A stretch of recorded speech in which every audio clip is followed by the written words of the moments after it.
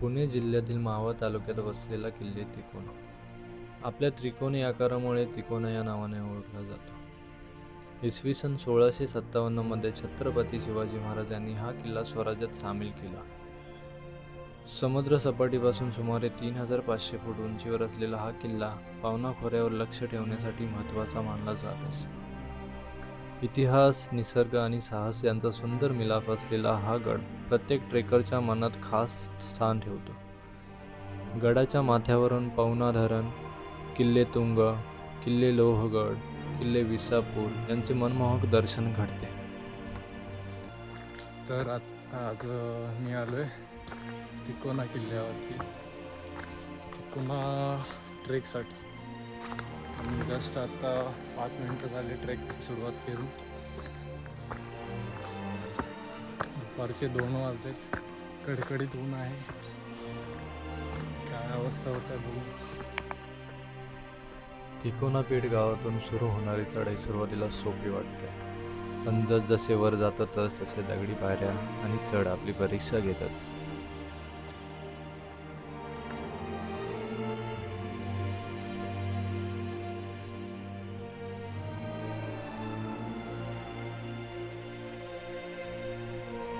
प्रत्येक वळणावर गड आणखी भव्य दिसू लागतो आणि माथ्यावर पोहोचण्याची उत्सुकता वाढतच जाते.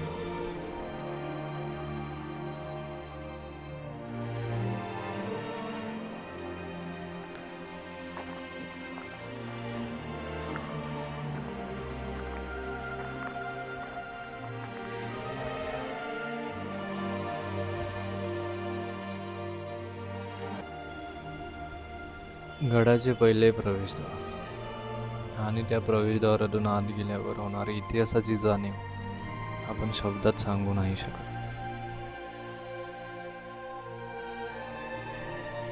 पहिल्या प्रवेशद्वारातून आत गेल्यावर आपल्याला नंतर लागतो तो म्हणजे वेताळ दरवाजा.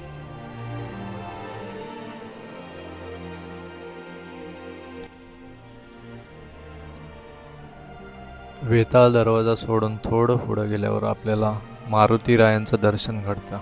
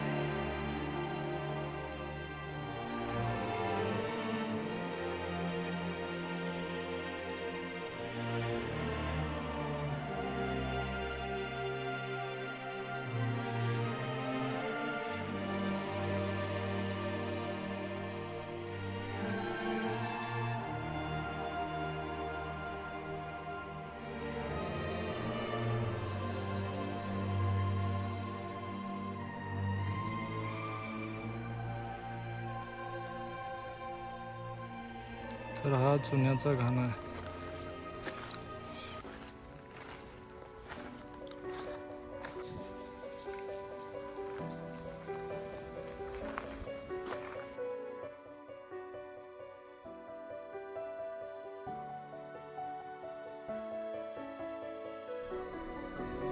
बालेकिल्ल्यावर जाताना सरळ चढणीचा पायरी मार्ग दिसतो. या पायऱ्या खडकात खोदलेल्या आहेत. या पायऱ्या चढून वर आल्यावर पहिला दरवाजा लागतो आणि यातून आत आल्यावर बाजूला पाण्याचे टाके पाहायला मिळतात. यातील पाणी इतके थंड आणि स्वच्छ होते.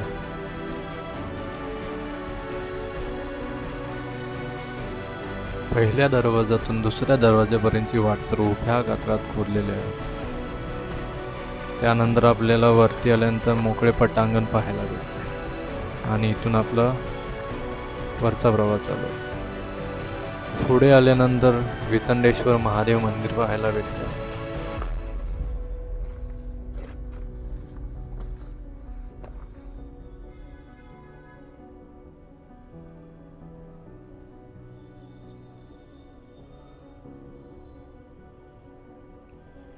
मंदिरामध्ये महादेवाची पिंड आहे, महाराजांची मूर्ती आहे व गणेश मूर्ती आहे.